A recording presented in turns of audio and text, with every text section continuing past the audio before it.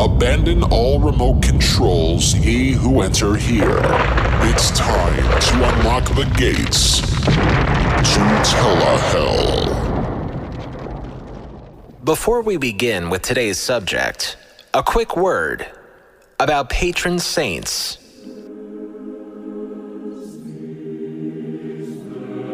By definition in Old Farmer's Wikipedia, a patron saint is an entity in certain religions that is regarded as a heavenly advocate of a nation, place, craft, activity, class, clan, family, or person.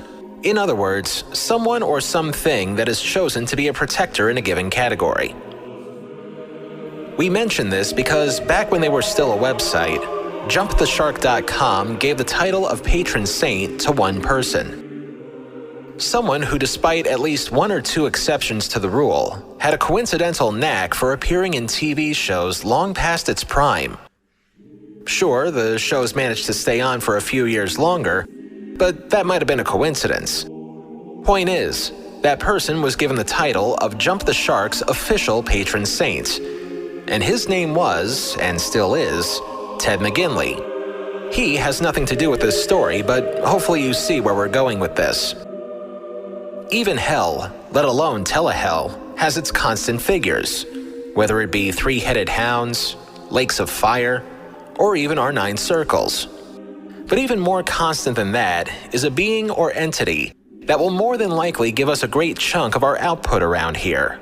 Someone who is a revered figure in the world of television, yet for all of his successes, still managed to even them out by either being wholly responsible for or lending a hand to some of the biggest bombs in TV history.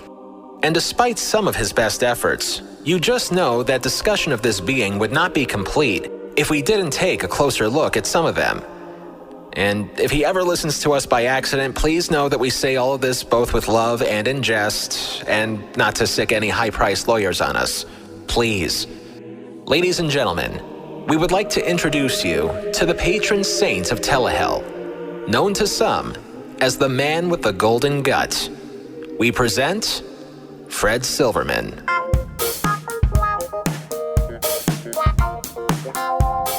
In the 1970s, Silverman was synonymous with being a paradigm shifter in the world of television.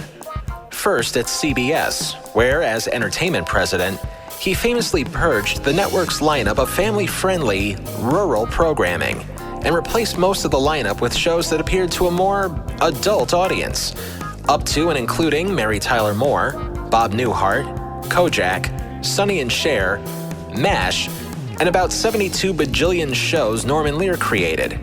By the middle of the decade, he took his talents over to ABC, which since its inception was seen as something of an also-ran among the broadcast networks. Silverman's golden touch helped spawn such hits as Laverne and Shirley, Three's Company, Donnie and Marie, and approximately 82 squillion shows from producer Aaron Spelling, one of which really stuck in Silverman's mind. Soon we'll be making another run. The Love Boat was as simple a concept as you could get on television. Guest stars would intermingle with each other as the crew of the ship kept tabs on what was going on. Sometimes it was funny, sometimes there was drama, but each episode ultimately ended with in 1978, after achieving the success of bringing 2 TV networks to first place, Silverman sought to complete the trifecta. RCA, then the parent company of NBC, hired Silverman to run the entire network, and perhaps save it from the mounting oblivion it found itself in since the start of the decade. Not just the entertainment division like at the other 2 networks, but also run daytime, late night, news, sports, radio, you name it. Clearly, this looked to be a more daunting task than just running one division. But Silverman was not to be deterred. His first major move upon joining the network was something that was actually considered common among TV executives. That of canceling practically all of his predecessors' primetime lineup and workforce, and replacing everything with his own team and their ideas. Or, as it became known in some circles, the slaughter on 6th Avenue. By the time the fall of 1978 rolled around, Silverman's vision for the network was clear.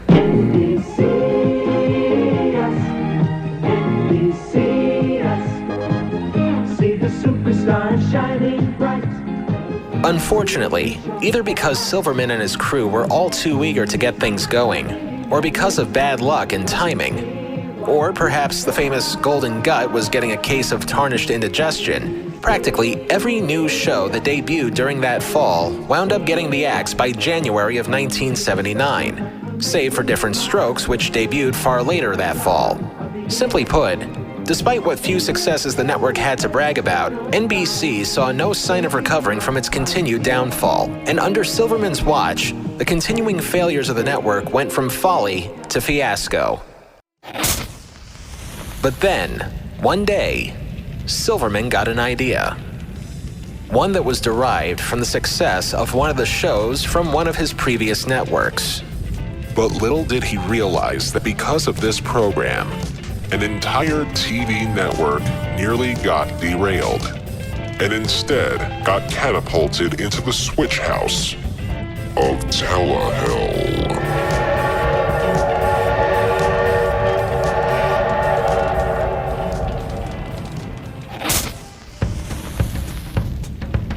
Now, before we go even further, we should probably clarify that although Silverman was the president of the network at the time this happened, the show we're about to discuss was actually already in pre-production by the time he officially joined the network in 1978. But perhaps because of the enthusiasm felt surrounding the project, that regardless of when and who was ultimately responsible for the show, Silverman would ultimately take the heat for it.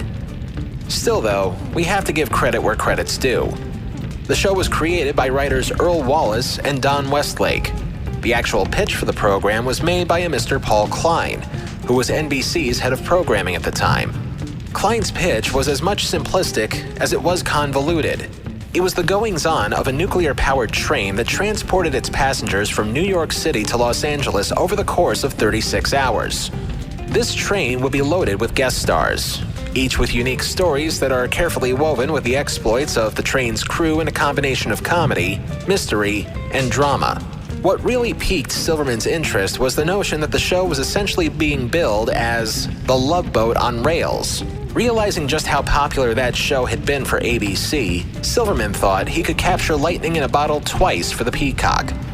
And without giving so much as a second thought or even raising a follow-up question or two, Silverman, realizing how dire the network's fortunes were by the end of 1978, decided to further advance the Leisure-Suited Orient Express for the mid-season of 1979.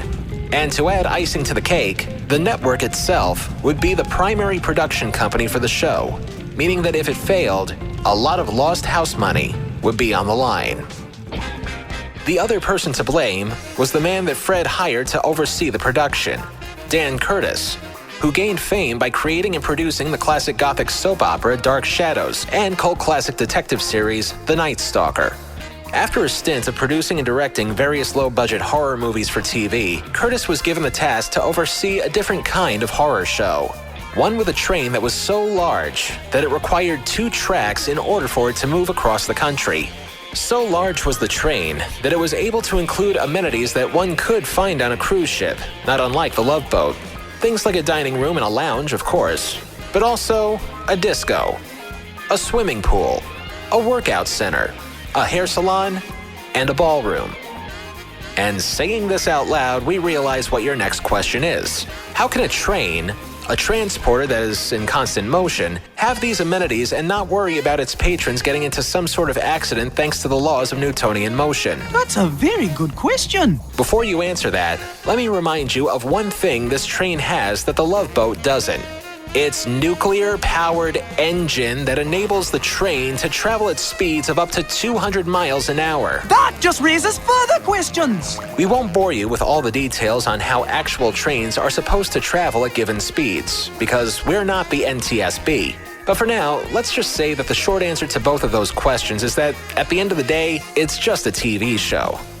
Granted, it's a highly fantastical one that was created in the never-ending coke-fueled fever dream that was the late 1970s, so trust us when we say that even though the train is at ground level, you may need to suspend your disbelief to the levels of zero gravity. Which brings us to just how much money was going to be needed in order to properly execute this vision. Bearing in mind, the late 70s were one of the worst periods in history when it came to anything financial, especially with constant threats of inflation and recessions. Still though, not unlike John Hammond at Jurassic Park, this show spared no expense in trying to make this fantasy a reality, even going so far as to include various detailings that the average viewer would never bother to care about. These little bits of minutia added up to what was then the single biggest price tag in TV history, just for set design. $6 million, or exactly one budget for Tommy Wiseau's The Room. Adjusted for inflation as of this recording, the value jumps up to north of $22 million, or enough to make 3.5 more sequels to The Room. Everything else, including operational costs, crew pay, and cast salaries, cost the production an additional $1 million per episode, or $3.7 million in 2019 money. When you add all the figures together, this means that when all was said and done, the entire run of the show cost NBC a total of $15 million, or $52.9 million in today's money. To say nothing of how much NBC sunk into advertising the hell out of this show during that year's Super Bowl. But since we don't know that part of the budget, we'll show them a little mercy there. Let's just presume that it, too, was a lot. Speaking of the cast, what cast? Remember, this was NBC in last place in the 1970s. Although they had very minimal success elsewhere on the schedule, they weren't going to get another Gavin MacLeod to be the conductor. That job fell to veteran character actor Edward Andrews, who would later find fame for uttering this famous line. Dong!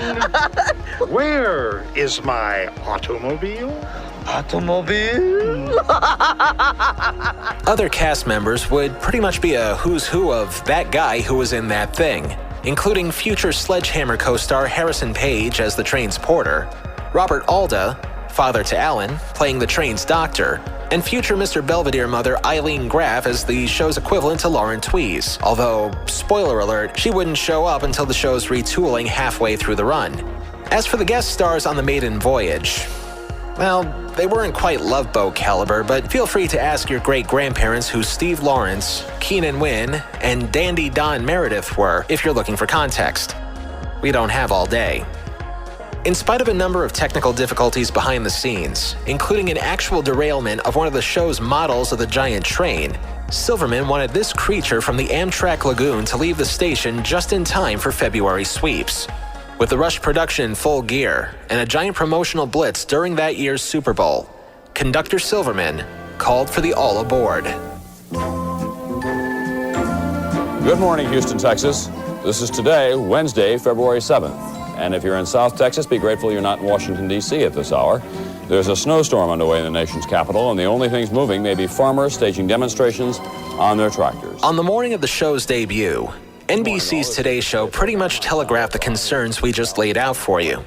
But because it was the network that aired the show, they decided to cover the premiere and behind-the-scenes info with kid gloves. Usually when we do a piece about a new television program going on the air, we come and interview the star of it. Well, we can't do that in this case because, as many critics have said, the star of this new show is a train. It's not even a real train. Though a lot of money has been spent to make it look real, it exists only here on the sound stages at MGM, where set designers build it at enormous cost. To build this elaborate mock-up, a train going nowhere, 250 workers labored in shifts around the clock for 3 months. All that manpower and overtime got to be frightfully expensive. The program, if it doesn't work, could be canceled after 13 weeks. As the storyline has it, the Supertrain is atomic-powered, replete with an onboard swimming pool, disco, what have you. It can go 200 miles an hour, which means if somebody popped out of a hatch at full speed, it'd be blown away. And they've got the special effect for that, too. We're gonna put a pin in that scene for a moment because, trust me, this is worthy of mentioning for all the wrong reasons. That said, I think we've kept you in suspense long enough. As Mr. Brokaw said, February 7th, 1979. Still another blizzard was barreling up the East Coast, just as disco continued to barrel its way on the music charts. And at 8 p.m., 7 p.m. Central and Mountain, we open on a board meeting being run by Keenan Wynn.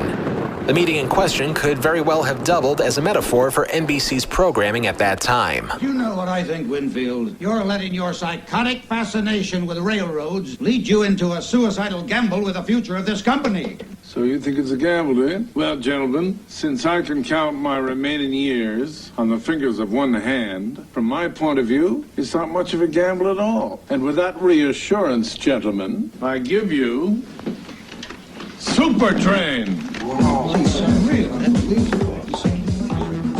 And before we go any further, keep in mind that this was a 2-hour pilot. So we're gonna try our damnedest to keep things short for you. There will be some details that we feel are not important to the story or the production, so don't give us any, "What about this scene?" kind of feedback. Trust us, we know what we're doing. Unlike NBC, who clearly did not. Over the course of the first few long, agonizing minutes, we get to know the crew of Supertrain. Here are some choice highlights from some of them. George, red carpet time. Put that back in the jug, Mama. I'll be back for it later. Okay. Oh, Bear. Woo! Bang, bang, Davy. I could have blown dried you to smithereens. Very fast, Bobby. Very fast. After one final once-over, the conductor lets all of the dongs into his automobile. The historic inaugural run of Supertrain from New York to Los Angeles is now ready for boarding. We then get the first piece of many plot lines in the episode. For the sake of brevity, we're only focusing on this one because it's our main plot. I know what it looked like, but I didn't skip town. Look, if I skip town, would I be calling you now? Steve Lawrence plays a guy who owes the mob money. He's also working with an obnoxious casting agent, but who cares about that? Lawrence then bumps into a lady with a fur coat and a Long Islandish accent who is holding a briefcase with a lot of money in it. They flirt a little before they go their separate ways. Oh, I'm sorry. Oh, it's okay. It was really my fault. I wasn't looking where it was going, and so I dropped it. Looks like you're putting some kid through college by yourself. What? No, nothing. I'm sorry. Fur coat lady is revealed to be the lover of your standard TV movie tough guy. He seems like your typical, level-headed, legitimate businessman. What took you so long, huh? I was looking for a magazine with avocados in it. That's what they eat in California, you know. Avocados. I hate avocados. Fur coat lady tries to calm him down with Care Bear levels of enthusiasm. It doesn't go well. Honey, look at this. There's a discotheque and a swimming pool and a beauty You park. think I care, huh? Meanwhile, in the first of many meanwhiles, we see some awkward flirting between the train's public relations guy and a VIP, who happens to be Keenan Wynn's granddaughter. See, this compartment belongs to the chairman of the board of Supertrain. And I happen to be the granddaughter of that chairman of the board. My name is Barbara Root. Since you're here, you can put those in the closet for me. I certainly will do that, Miss Root. After one last once-over of the set pieces that could have easily bought NBC another season of Sanford and Son, Supertrain finally departs from the station. Engage power. While the train pulls away, we should probably take this moment to talk about the disco-fied music that this show has. Spoiler alert number 2, it's gonna get very annoying very fast. And for that, we have legendary TV music composer Bob Cobert to thank. Don't worry, folks, he still gets praise from us for the theme to the $25,000 pyramid. But we're telling you now, the constant waka chicka you'll be hearing will get to be tiresome. Moving on, somebody plants a bomb in a suitcase that looks similar to Lawrence's. The perfect time to take an act break.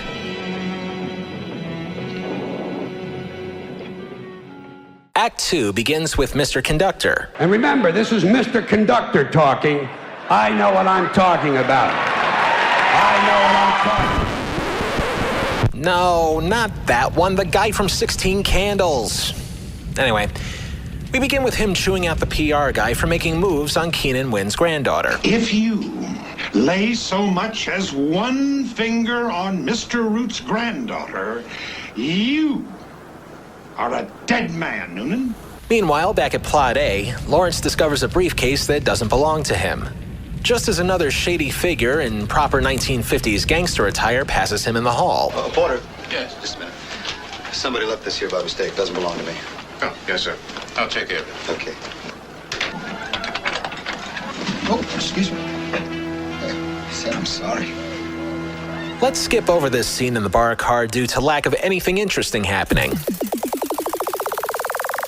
and jump to where Lawrence and Fur Coat Girl meet up for a second time. And it's also here where we get properly introduced. We haven't formally met. My name is Mike Post. This is my friend Rick. No last names? Oh, Cindy Chapel. I'm going to ignore the fact that Lawrence's character was apparently named after the single greatest TV music composer of all time, because chances are it was probably a coincidence anyway. And besides, his music on this show would have been 1,000,000 times better than Bob Cobert's.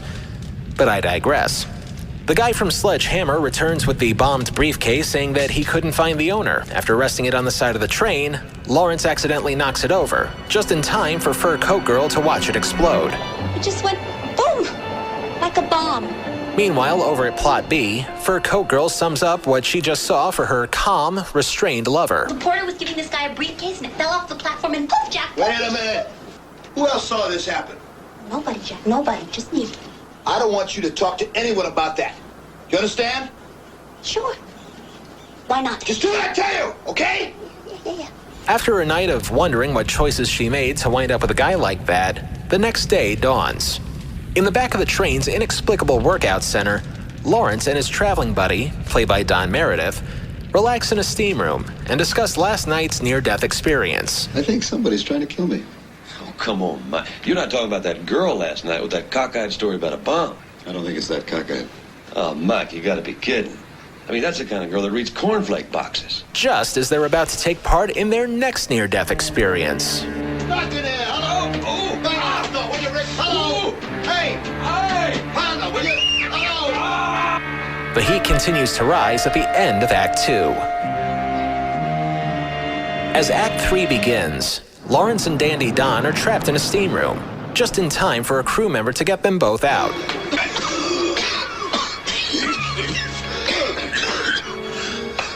May I offer you gentlemen a glass of ice water?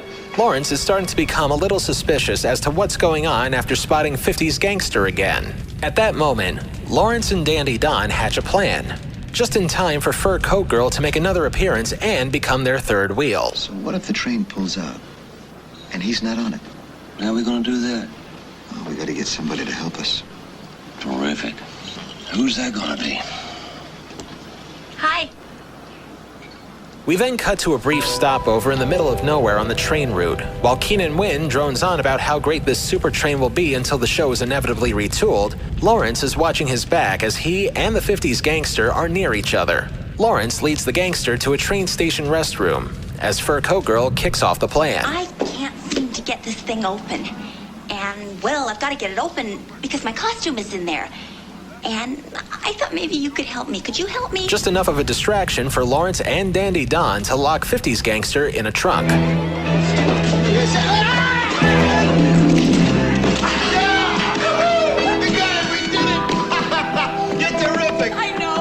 All seems to have gone according to plan. Meanwhile, as the train departs, a train station employee accidentally lets out 50s Gangster, only to find out that he's not actually who we thought he was, and hilarity, or what passes for it on this show, ensues at the end of Act 3.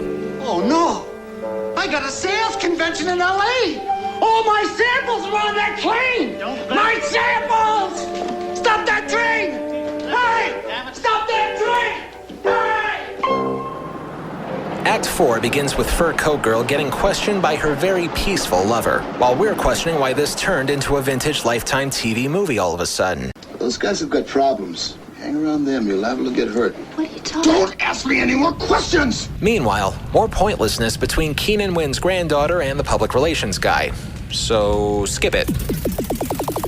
As we move on to something truly horrifying. Disco Fever! During this cluster hump of a scene, we're introduced to an ex-football player who, spoiler alert number 3, plays a pivotal role later on. I want you to meet Al Roberts. Al Roberts used to play a little flanker for the 49ers. This is Mike Post. Mike, how you doing? What a pleasure. What do you mean you used to play a little? This man was terrific. Oh, I mean, all the efforts look Meanwhile, Fur Coat Girl tries to sneak out of her bunker on wheels so she can actually enjoy her trip for once, which she does after Lawrence bumps into her once more. I I could be persuaded to sit down. That is, if somebody would ask. Oh, please, I'd like that. All the while, the level-headed lover gets wise to where she went, and he confronts both her and Lawrence in the disco car. But Lawrence convinces her to stay, which she does, just in time for... More disco fever! Okay, look, we may be in hell, but even we aren't that cruel, so I'll spare you. Lawrence and Fur Coat Girl eventually get closer as he walks her back to her den of doom with more Lifetime TV dialogue. You're afraid of him, aren't you? Jack? No, I'm not afraid of Jack. Got the wrong idea. Jack really cares for me. He really does. I gotta go. Fur Coat Girl reluctantly returns to her cabin when you-know-who shows up. Now, perhaps after being in a disco car for such a long time, maybe the two of them can have a reasonable and rational discussion over the future of their relationship, where things are going, or perhaps... Honey? Hi, Jack.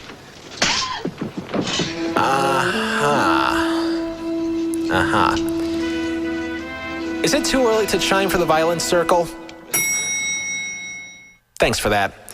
Look, I know that scene was for obvious dramatic effect, but even for 1970s standards, slapping somebody around like that is totally unacceptable. More so, we mentioned a major blizzard the night this show aired, so chances are this might have been the point where people changed the channel over to the Jeffersons or 8 is enough.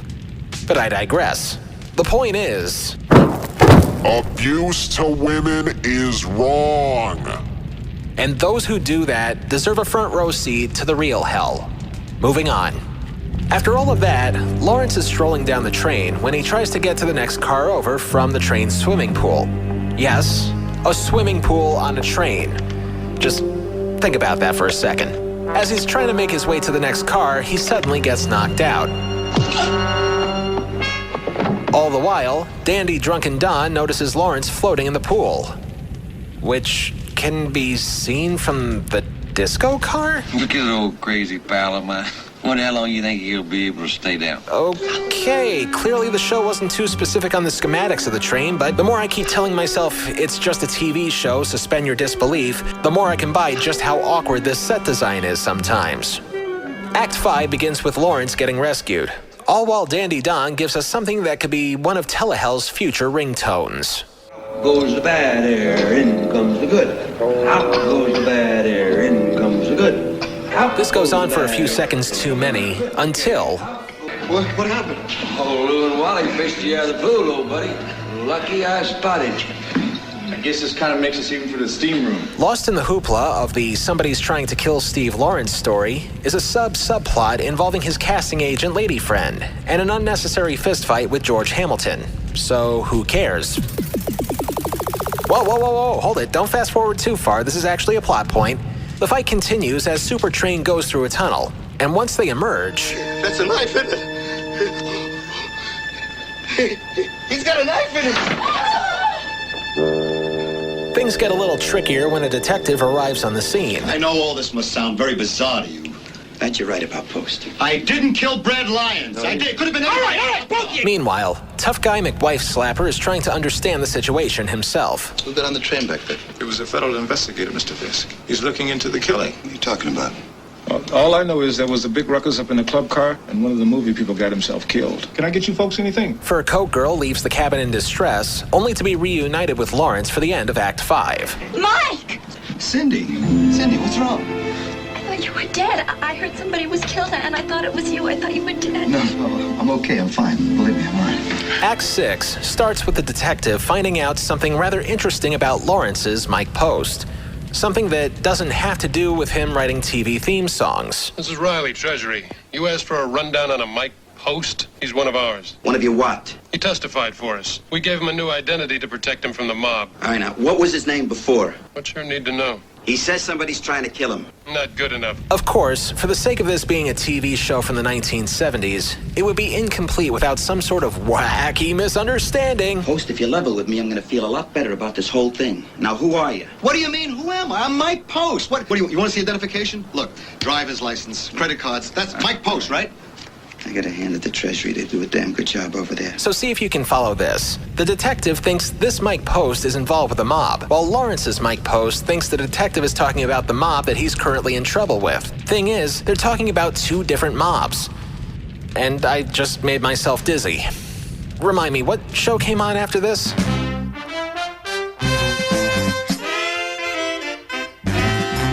Hell yeah, I'll settle for an episode of Quincy after this is said and done. And I don't even like Quincy. But I don't hate it either. Anyway, moving on. The detective wants to drop Lawrence off at the next station. And he wants to take Fur Coat Girl with her. And it is here where we get possibly the stupidest bit of dialogue in the episode, hands down. Not stupid as in badly written, mind you, but rather, well, just listen. You know you really don't want to stay with me. Now, if you're ever going to leave, now's the time to do it. Cindy. Okay, I'll come. But I've got to tell Jack first. No, I don't think that's such a good idea. Oh, yeah, I have to. I just couldn't go without telling him. Okay, but I better go with you. I want to do this by myself. Are you out of your fucking mind? This is a guy that has slapped her, yelled at her, slapped her, forced her to stay in her cabin, slapped her, pretty much treated her like shit for the entire episode, and slapped her. And now she's gonna ask this rabid Wolverine of a human being to leave? Look, don't get me wrong, it's great that she's trying to stand up for herself, but the only way this can possibly be pulled off is if the guy suddenly does a 180 and let her go. That said, you know he's not gonna do that because he's a goddamn wife-beating asshole. Don't believe me? Here's how the conversation went. You can't stop me, Jack. Even if you belt me, I'm still gonna go. Sorry, Jack. He wants me. He wants you, huh? Yeah. What about what I want, huh? What about Ernie? Before he got killed, he told me to take good care of you. I think I've taken real good care of you. Don't do that, Jack, please. Remember he told you to stick with me? Your brother was a beautiful person. Baby, please don't leave me. I really need you. I've been so tightened. I need you, honey. And sure enough, thanks to Mr. Asshole's powers of persuasion, and just as Mr. Asshole heads to the baggage car to make sure Lawrence is knocked off once and for all, he drops his passport, which happens to have the name Mike Post written into it. Put two and two together, and we realize that, Mr. Asshole is an asshole, and also a murderer. You're the one who's been trying to kill him all along, aren't you? Yeah. No, I haven't, but I'm gonna kill him now. Oh, no. No, I won't let you. Shut up!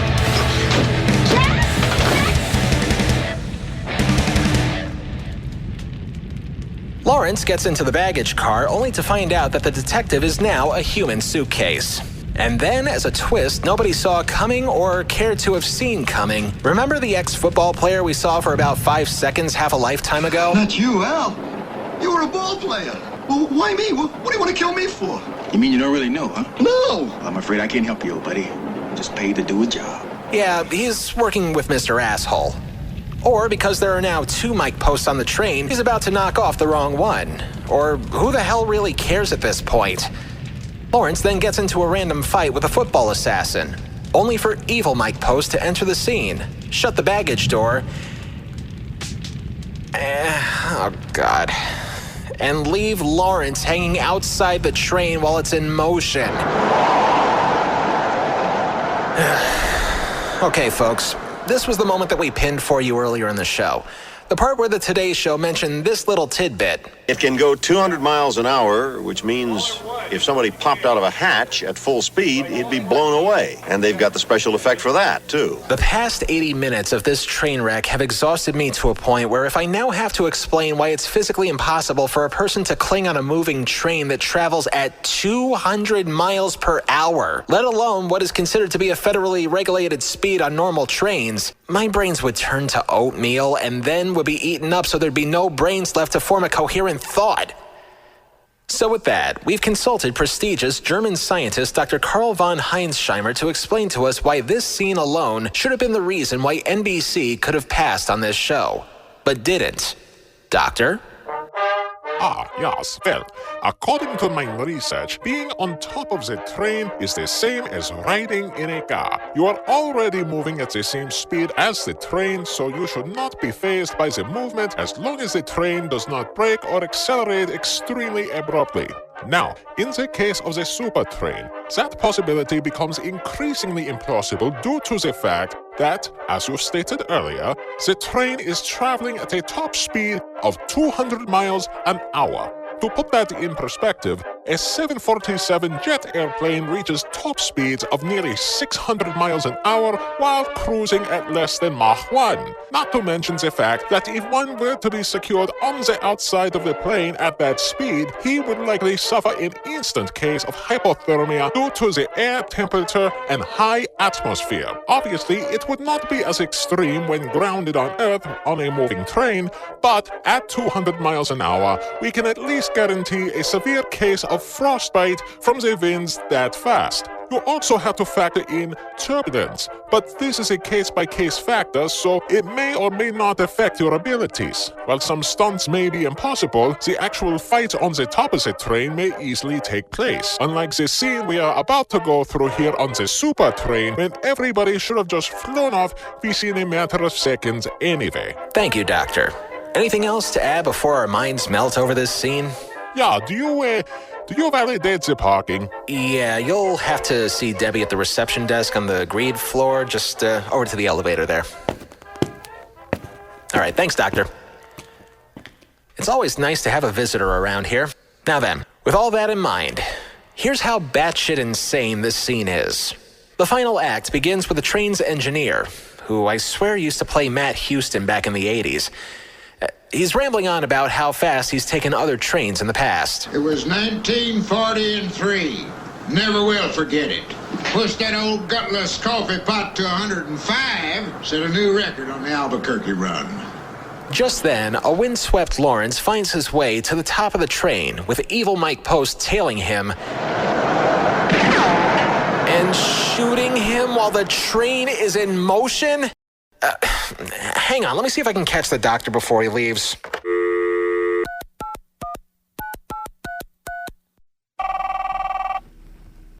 Guten Tag. Hey, Doctor, before you go, there was one other scene we forgot. The bad guy is chasing Steve Lawrence on the train and shooting at him with a gun at the same 200-mile-an-hour speed. Now, certainly that, too, defies the laws of physics, right? Yeah, that's sort of a dicey area. Especially at 200 miles an hour, it would be like aiming into an F5 tornado. You see, air resistance scales as velocity cubed, so a headwind will slow down the bullet more than steel air.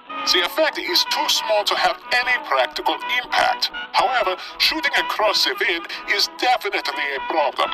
For example, the ballistic chart for a common target load includes a 10-mile-an-hour crosswind pushing the bullet 3.1 inches off target at 200 yards and 7.4 inches off the target at 300 yards.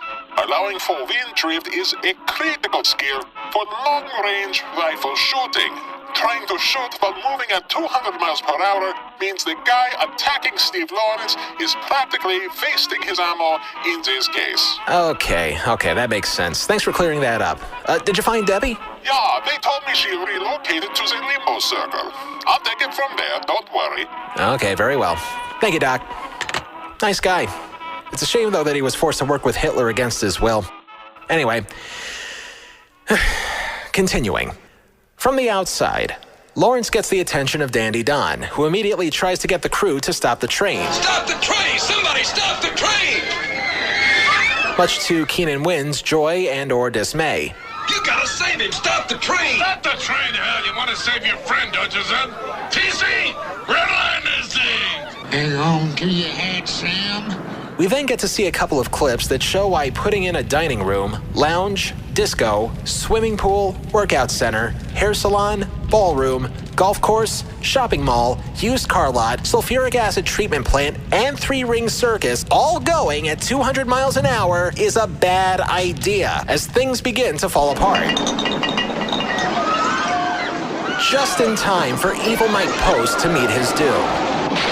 And for the Supertrain to come to a stop, creating an even bigger mess. For God's sake, stop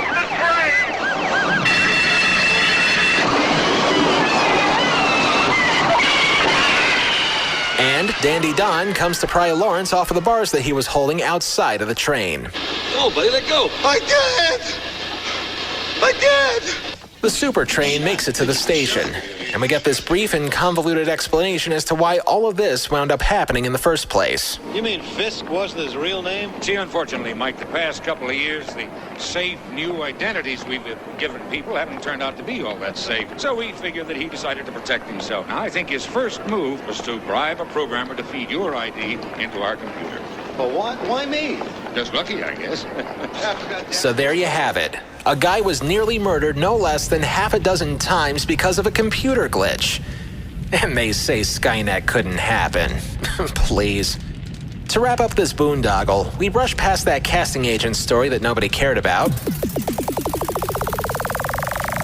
And then we finally get to the end of our story where we finally meet the Big Ed that we've been hearing about all show.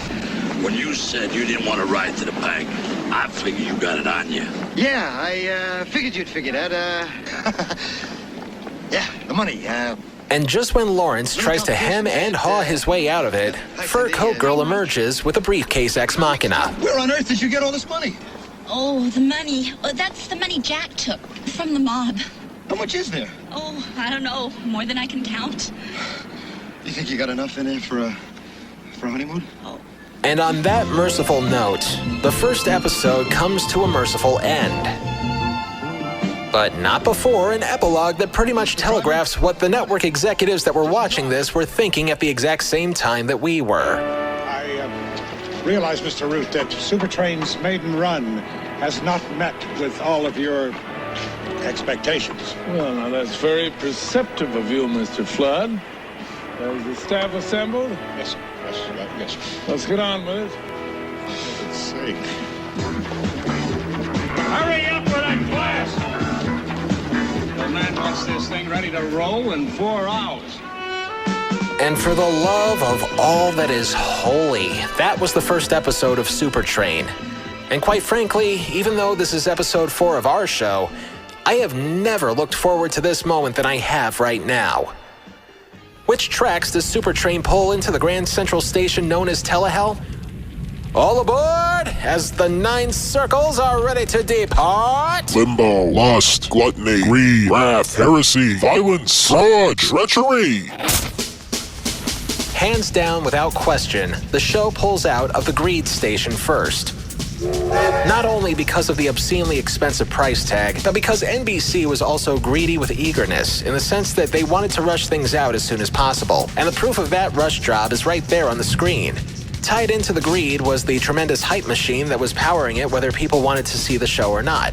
There was that Today Show piece you heard at the beginning, but also promos for the show running every hour on the hour trying to force the show down people's throats. So we'll be sure the dining car has a lot of gluttony to go around. At the same time, this was a show that, with the exception of Dan Curtis's production company being involved, was something that was being produced on the network's dime. And all but put the network out of business, meaning that we get a departure on the treachery track. Especially because Silverman felt so sure that this would be a hit that perhaps going against his judgment might have spelt the end of careers for those that defied him. So everybody went along with it begrudgingly. But because of the staying of this course, the viewers responded the only way they knew how. By changing the channel either to ABC, CBS, or syndication. Ergo, the wrath of the audience was made clear. And before we forget, a certain slap in the face 2/3 of the way through makes way for an automatic birth in the violence circle. Seriously, hitting women is about 4,982 shades of wrong. I don't care if it was done for dramatic effect, you just don't do that, either in reality or fantasy. Supertrain earns 5 out of 9 circles of Telehell. The ironic part of the story is that, having sat through the pilot episode and also forcing myself to watch whatever other episodes were on YouTube, this probably would have been better if they just aired the 2-hour movie all by itself and be done with it. On the whole, however, you know the phrase, worth every penny? Well, keeping in mind that there was a lot of inflation in the late 70s, this wasn't even worth 12 cents. Or at least, not at first. Thanks to the blizzard that hit the East Coast when the show premiered, the show generated enough of a rating so that it actually beat some, but not all of its competition that night. Fortunately, ratings dropped like a rock shortly thereafter, and the show was taken off the schedule after 5 weeks. Then, in a fit of desperation, the show returned with a last-minute fresh coat of paint, the addition of a laugh track on some episodes, and an overall change in the mood/identity crisis, complete with a new title sequence that looked like the remains of a 70s acid trip. The changes ultimately proved to have had the same fate as Resistance to the Borg: futility. Supertrain derailed for good after 9 episodes, and it proved to be a black eye in the plumage of the NBC peacock that took them years to recover from. Unfortunately, the worst was yet to come under the reign of our patron saints, for Fred Silverman had not yet begun to pluck the peacock's feathers. But for our sake, and for the fact that we need to breathe a lot of oxygen after this, let's tackle one disaster at a time. Next time on Telehell, we go way back to the early years of television and discover why we need people inspecting our consumer goods now more than ever. This same kind of dirt was made just radioactive enough to register on a Geiger counter. Until next time. If it's not in Telehell, it's not worth a damn. Telehell was written, produced, edited, and narrated by me, Justin Hart. All clips used in this program are protected under the Fair Use Doctrine of the U.S. Copyright Act of 1976, and all clips used come courtesy of their respective companies and owners. Some of the music used in this program comes courtesy of YouTube and their audio library service. Scientific information about that batshit crazy climax on the top of the Supertrain was verified by Quora.com. Telehell is a production of Horton Road and is distributed by Libsyn.